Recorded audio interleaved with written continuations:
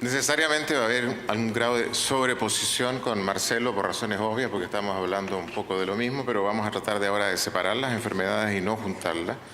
Y partamos diciendo que las enfermedades hepáticas autoinmunes son tres: la hepatitis autoinmune, ya comentada in extenso, la colangitis biliar primaria y la colangitis esclerosante primaria.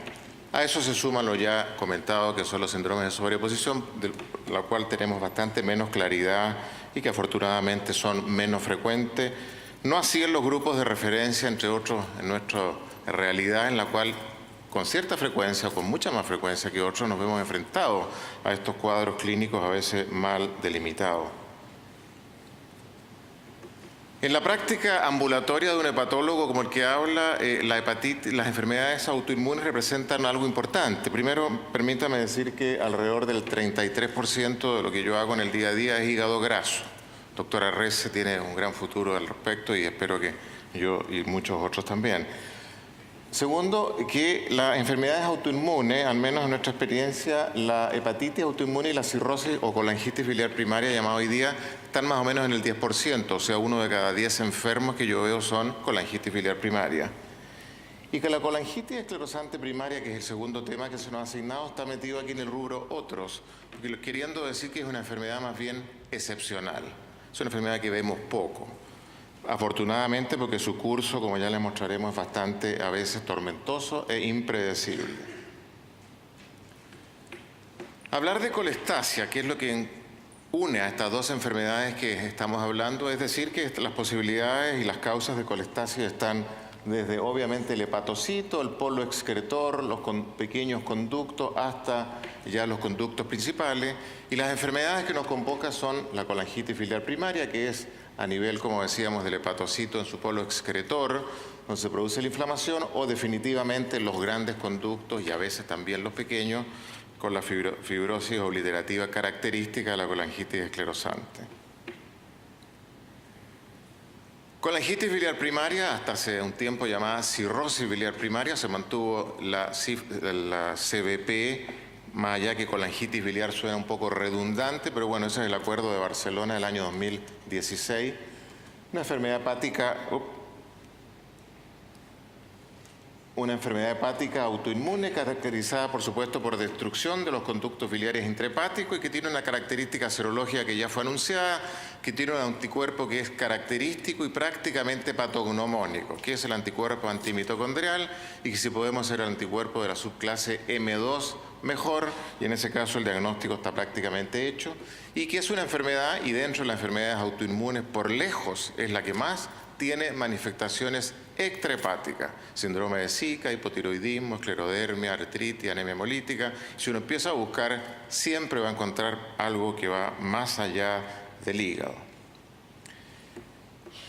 Tan importante es esto desde el punto de vista clínico que hoy día, si uno tiene una paciente, porque la inmensa mayoría de ellas son mujeres, con un laboratorio que evidencia colestasis, obviamente elevación de fosfatasa alcalina y gamma-glutamil transpeptidasa, con un cuadro clínico que no necesariamente está presente, como es el prurito, y que tiene los anticuerpos antimitocondriales positivos, dice ahí, si la histología está presente, hagamos el diagnóstico. El mensaje es que hoy día, en una enferma que tiene todas estas características, la biopsia hepática no es necesaria o no es estrictamente necesaria, salvo ante las dudas que ya fueron planteadas respecto a que haya sobreposición de otras enfermedades o que haya algunos elementos que nos hagan sospechar o estemos ante un caso avanzado donde haya que tomar otro tipo de decisiones. O sea, basta los criterios clínicos y los autoanticuerpos para hacer el diagnóstico de esta enfermedad.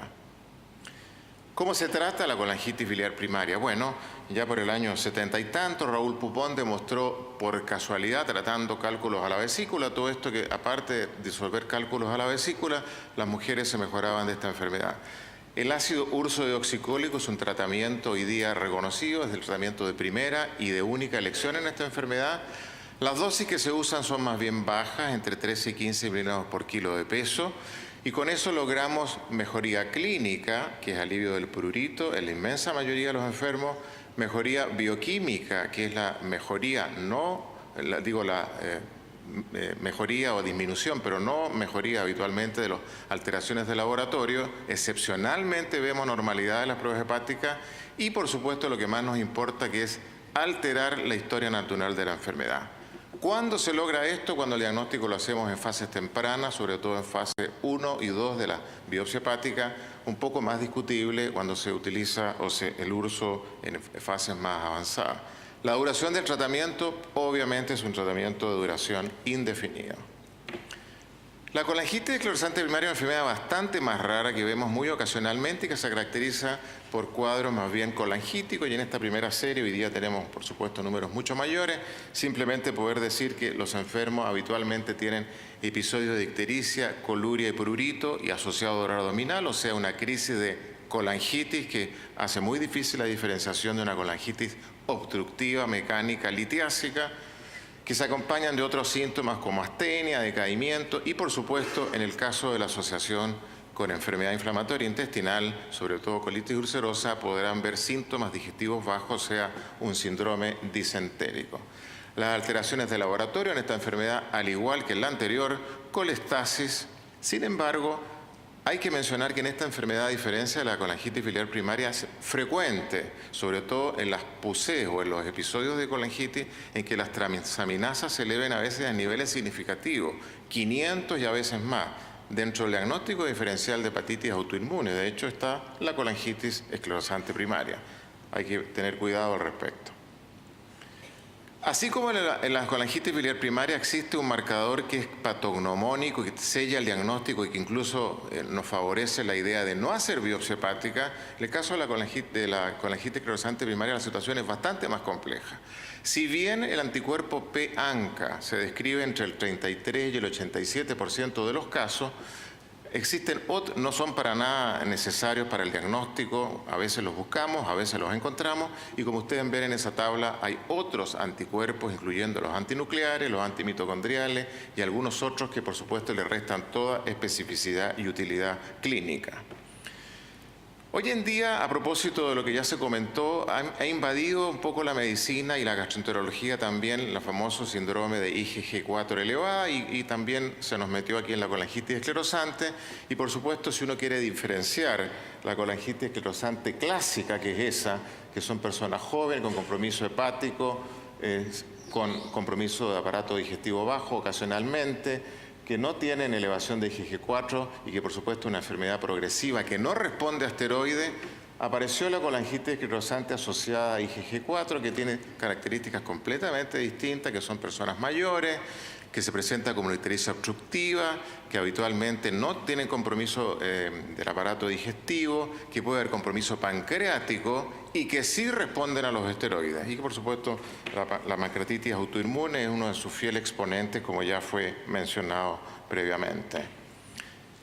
¿Cuál es uno de los pilares diagnósticos, así como los autoanticuerpos nos ayudan en la colangitis biliar primaria? Aquí la imagenología es fundamental. Hasta hace muchos años atrás era perentorio, incluso en colangitis biliar primaria, tener demostración de una viabilidad o que estaba permeable, a la vía biliar. En colangitis esclerosante primaria, por supuesto que eso es absolutamente necesario. Como decía, hace muchos años la colangiografía retrógrada endoscópica era la única arma diagnóstica que teníamos, con todos los riesgos que eso tiene, en particular en este grupo de enfermos que tienen estrecheces, dilataciones y una serie de alteraciones en el árbol biliar intrahepático que no hace bien o que no le hace bien, introducir medios de contraste contaminados.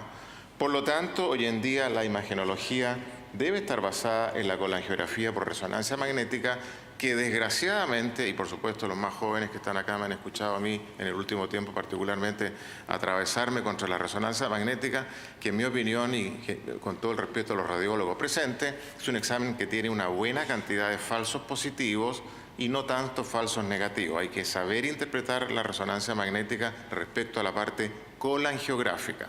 No me refiero al hígado, por cierto, ni a las lesiones focales. Si uno pone las dos enfermedades que nos han hecho conversar, que son ahí, por supuesto que las cosas son tal como están señaladas y básicamente esta diapositiva sirva para mencionar un poco la utilidad de la biopsia hepática. Ya decíamos, en colangitis biliar primaria, para nada necesaria, salvo situaciones muy de excepción, y en colangitis esclerosante primaria, en teoría, tampoco, si uno tiene un cuadro clínico característico y una imagen que es segura. Aquí a veces tenemos más dudas porque no estamos tan seguros, como decíamos, por las imágenes, y uno espera encontrar la lesión característica, que es la fibrosis concéntrica periductal. El tratamiento de la colangitis esclerosante primaria, ácido úrico oxicólico, no ha demostrado eficacia, pero si yo desafío a todos los que están acá, la inmensa mayoría lo usamos en dosis más altas y con resultados bastante pobres. Hay algunos enfermos que responden bien, la minoría. ¿Cuáles son los plazos? No los conocemos. En teoría, para siempre. El resultado bastante errático, pero es lo que hay.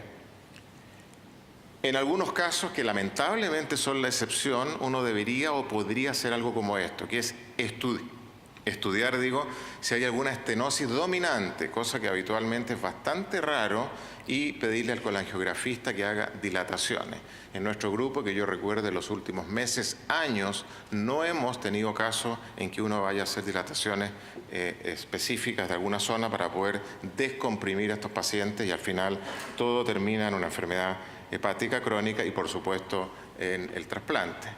La última diapositiva, decir que en el caso de colangitis esclerosante primaria asociada a enfermedad inflamatoria intestinal, estos enfermos tienen mucho mayor riesgo de desarrollar cáncer colorectal, y los doctores de enfermedad inflamatoria saben perfectamente bien que esta subpoblación, enfermedad inflamatoria, colangitis esclerosante, el screening del cáncer colorectal debe ser mucho más exhaustivo. En suma, las enfermedades colestásicas crónicas autoinmunes del hígado son dos que se diferencian, tal como ya les he mencionado. Una tiene un estupendo tratamiento, que es el ácido úrico oxicólico, y otra no tiene tratamiento, y ambas eventualmente convergen en la necesidad final de un trasplante de hígado. Muchas gracias.